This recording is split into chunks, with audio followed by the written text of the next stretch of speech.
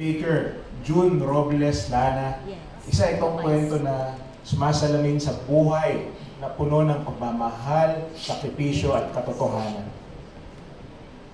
Here's our box office hero awardee from the movie The Breadwinner. Is the unkabogable, unkabogable. Sorry. Phenomenal superstar, Vice Ganda. June Lavin, Ian Marinas, and Steve President, Southern Africa.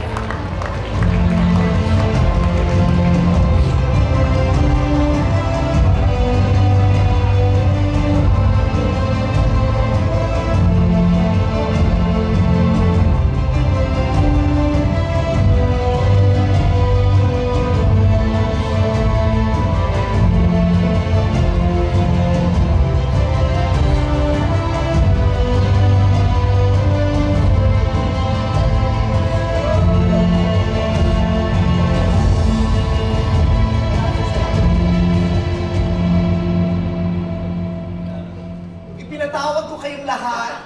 Charot.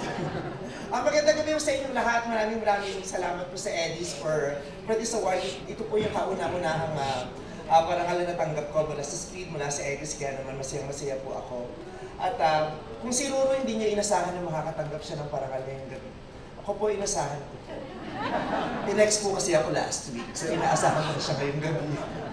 Pero again, maraming salamat sa Star Cinema, sa aking direktor, kay Direk June Robles Lana, at sa lahat ng mga naunang direktor na kumuha sa akin at nagtiwala sa akin, sa lahat ng iba pang mga producers sa Viva Films na nagbigay sa akin ng pagtitiwala para gumanap ng iba't ibang karakter sa pelikula na magbibigay ng ligaya sa lahat ng mga Pilipino na makakapanood sa akin. Maraming salamat dahil kundi naman dahil sa tiwala nila nung ako nagsisimula pa lamang, hindi mo na ako mabibigyan ng ganitong parangal ngayon na box office hero. Wow. Swerte ako sa mga award na walang gender. Box office hero, phenomenal box office superstar, ano pa ba to? Special citation, mga ganyan. Yung mga walang gender na nanalo ako sa mga ganyan. Kaya maraming salamat po. At maraming salamat sa mga masang Pilipino na patuloy na nanonood sa akin. Dahil kung hindi naman nila ako pinipilahan at hindi nila pinanonood ng aking mga proyekto, hindi nila naman ako mapapatawag at mabibigyan ng ganitong tropeyo tonight. Marami nagtatanong kung bakit lagi daw marami nanonood ng pelikula ko.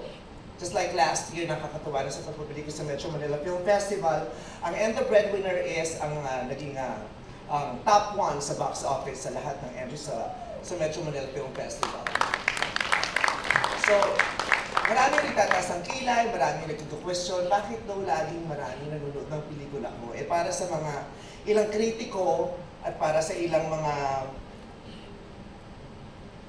feeling mas magagaling pa sa kritiko, sa mga umaarting kritiko, ang mga pelikula ko daw ay walang kwenta, walang katuturan, slapstick, kachipan, puro kabaklaan, puro kabaduyan, bakyang-bakya. Pero bakit patuloy na pinipilahan ng mga pelikula ko? Dahil ang mga pelikula ko po, kahit hindi masyadong pumapasa o hindi pumapasa sa panlasa ng mga kritiko, ang pelikula ko ay nagsisilbing pangtakas ng napakaraming pangkaraniwang masang Pilipino. Yung pelikula ko po ay ginagamit ng napakaraming masang Pilipino para maging instrumento, para sila ay tumawa panandalian, tumawa, humagalpak hanggang sa makalimutan nila ng ilang segundo kung ano yung masakit, malungkot at mahirap na sitwasyon ng kanilang pamumuhay araw-araw. Maraming Pilipino na patuloy na pupunta sa sinihan para silipin at panoorin ang pelikula ko at pagtawanan ako para kahit papaano makalimutan nila yung lungkot. Para kahit papaano makalimutan nilang ang dami nilang problema. Para kahit papaano makalimutan nilang malapit na silang mawalan ng pag-asa dito sa Pilipinas. Yun po ang isa sa mga dahilan, feeling ko kung bakit nanonood pa rin sila ng pelikula ko. Kahit ang mahal-mahal na ng pelikula.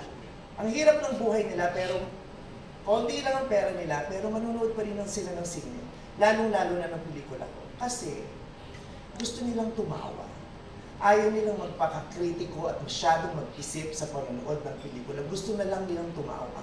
Kasi yun ang magpapatawid sa kanila para bukas, buhay pa sila. Para bukas, gusto pa nila ulit tumayo. Para bukas, may inspirasyon pa rin sila. Kaya maraming at walang hanggang pasasalamat ang gusto kong ibigay sa masang Pilipino, dahil yung masang Pilipino talaga ang labis-labis ang pagmamahal sa akin. At naniniwala din ako na kaya ang mga Pilipino, ang maraming masang Pilipino ay nanonood ng mga pelikula ko dahil ako at ang masang Pilipino ay may ugnayan. Dahil sa araw-araw nilang pagkita sa akin, panonood sa akin, sa It's Showtime, sa loob ng 17 years, nakabuo ako ng isang magandang ugnayan sa masang Pilipino. Ako at ang masang Pilipino ay may relasyon. Kami ay nagkakaunawaan. Iisang wika o lingwahe ang sinasabi namin. Iisa ang trip namin.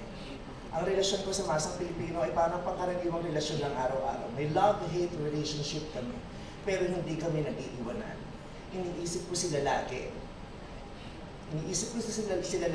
Inuunawa ko sila lagi, at inuunawa din nila ako. At araw-araw nagmamahalan kami.